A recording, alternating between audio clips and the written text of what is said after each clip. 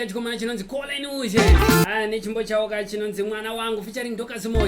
Vangu vakagara zowari pa number 10 ipapa muri kungozoonerawo kakuti ndine musharuka wandakagara naye panapa side pangu panapa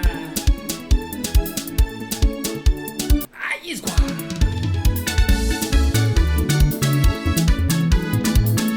awakazvichenera awabva kure chaizvo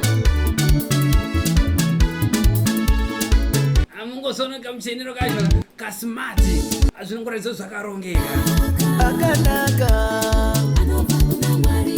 kuna Mwari akanaka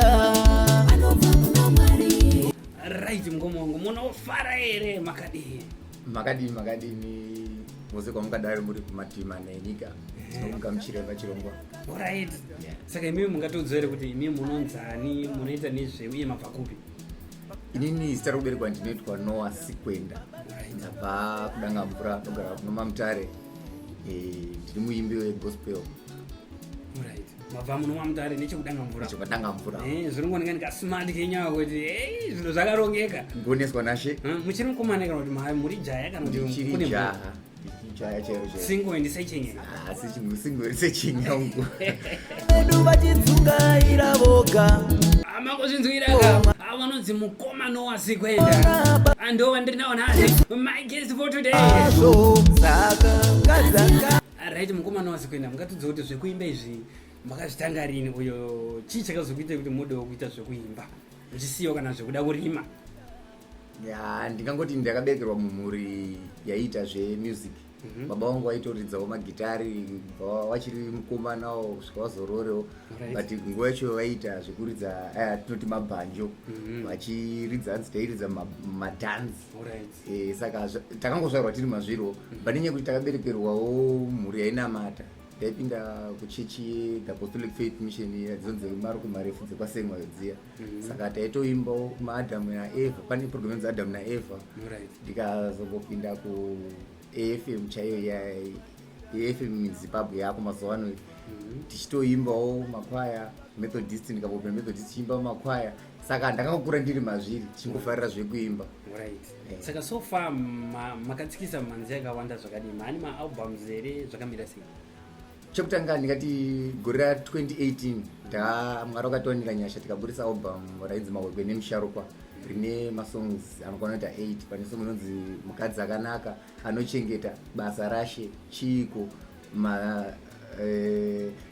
namato wangu mweya wangu rumbidza nazvichanaka Mahwekwe nemusharukwa inonzi Mahwekwe nemusharukwa sei makazopa zita rekuti Mahwekwe nemusharukwa mama aita kubadhumana ngemusharukwa nyika inonzi inikaunda pachirungu nemusharukwa mukuru alright apa ndabata kakamhanzi kanonzi Mukadzi akanaka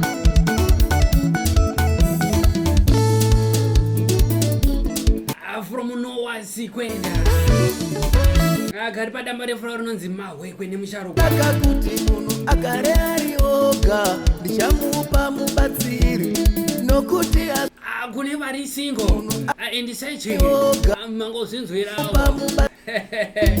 andina mukomana wapanapa hanzi Mukadzi akanaka saka ndofunga asi kuzoimba Mukadzi akanaka mama kunamatiro here muri kunamatira here kuti muone Mukadzi akanaka chokwadi ngamatira kuona Mukadzi akanaka nobva kuna Mwari muri kundozvinzwira kana wakanaka iwewe wachasiya nhamba dzavo panapa isonaka nekuti awana mudzimai awana chinhu chakaisonaka saka kadzakana akanaka kuna Mwari akanaka oreni mukomana wako pa in terms of mavideos makamboita here any mavideos pari zvino ngati tine mamwe atiri kuita but pane one yatakabudisa ipa album redu rekutanga iro inonzi Munamato wangu ipa album raMahwekwe nemusharukwa iyo yakanzi Munamato wangu takakwanisa kuitira video saka zvekuti tikatoenda apa masocial media tinotoiona munoiona iyo Munamato wangu chokwadi saka so far mukomana Sikwenda 2021 uno what's new what can we expect from Noah Sikwenda? Chatoda kuimbisa vatsigiri vedu ndechekuti tauya nezvitsva Mwari wakatizarurira munguva yatanga tiri mucovid taikwanisa kunyorawo nzimbo tikakwanisa kurekodhawo. Tiri kuuya nealbum riripo rinonzi Zvinhu Zvazvaireva, riripo riri kuya musi wa1 May. Alright. Ndo patiri kuriparura. Ndo pemuri kuita album launch. Izvozvo chaizvo. Iri kuitirwa kupi album launch? Album launch tichaitira paWhatsApp platform yedu yegroup redu. Sezvo vanhu vasiri kutenderwa kuungana zvavo. Saka takangoti zvakanaka kuti tingoriparure zvedu tiri pamwe chetewo nehama neshamwari. Saka takangocreata WhatsApp group redu ratichangosanganao sehama neshamwari. WhatsApp group renyu rinonzi chii? Rinonzi Noah Sikwenda fan group. Noah Sikwenda. Saka album launch musi wa1 May. Nenguva dza 7 o'clock manheru. 7 dzepawatch. Album rinonzi chii? Zvine Zvazvaireva. Zvine Zvazvaireva. Chokwadi. Ropafadzwe Amangozvinzwira. Noah Sikwenda ari kuita album launch yake. His second album. pafadzwe Ari kuya kana musi wa1 May. Rinonzi Zvine Zvazvaireva. ndichimanyisa vhangeri yaShe. Nguva dzedu ndo dziri kuita dzichimhanya. Ko song inonzi Basa raShe maiimba idza kuimba nezvimwe. Pasong inonzi Basa raShe tanga tiriwedza kutaura kuti kana muri mumakereke kana munharaunda matigere, Mwari wakatipa zvipo zvakasiyana.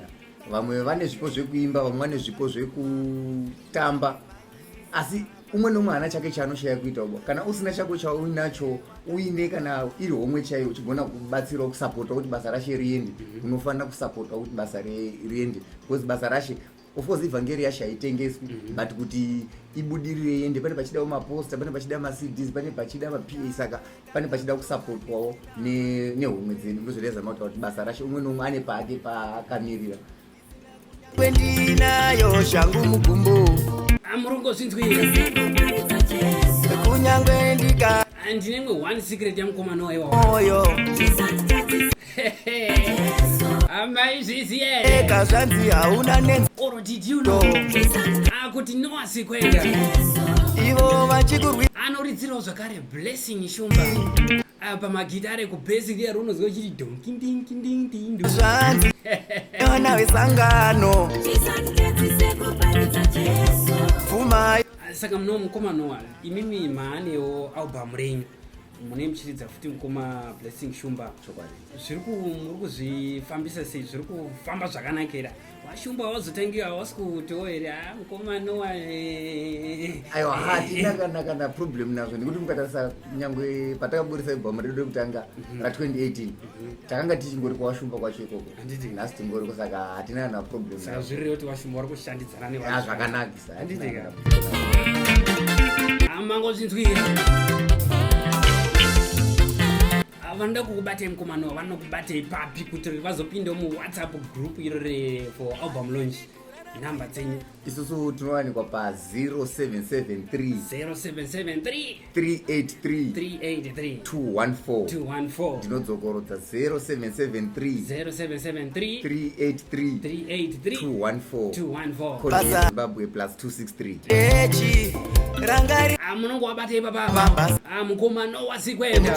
For more information kwanasha rangariraiwo ndo haivena ndichishedzana chiti Sikwenda yacho nedzinorongwa vakaita mbiri nenyaya yetenzera wero rero zvandinobata zvandinofambira kunyangwe zvandinoronga zvandinotaura zvandinobata zvandinofambira kunyangwe zvandinoronga muchandiropafadza pandi maita basa mukoma Noah nekuti tsikawo panapa pakona chigospel top 20. Aiwa hatino kutendayo ndimiwo. Mashoko mairi emungada kutaura nekupawo vatsigiri nevateereri? Ndinongoda kusira vatsigiri vedu vose nevatariri vekuNashe TV kuti album tinaro rava ready, tiri kuriparura manje uye zvama dzangu ngatinamate Ishe Jesu Kristu wava pedyo kudzoka. raShe arisire mabhishopi che mangozvinzwira straight from his mouth. Noah kuda kwacho Sikwenda ari kuyaka nedamba refu rake rinonzi Zvine Zvazvaireva on the first day of May musi wa1 arisire ma ari kuitwa kapa WhatsApp platform pavo anenguva dza7 manheru. Saka usasarira unongo wabata panhamba dzinotaura idzodzo +773 ngava mari 383 214 azotofamba ipapa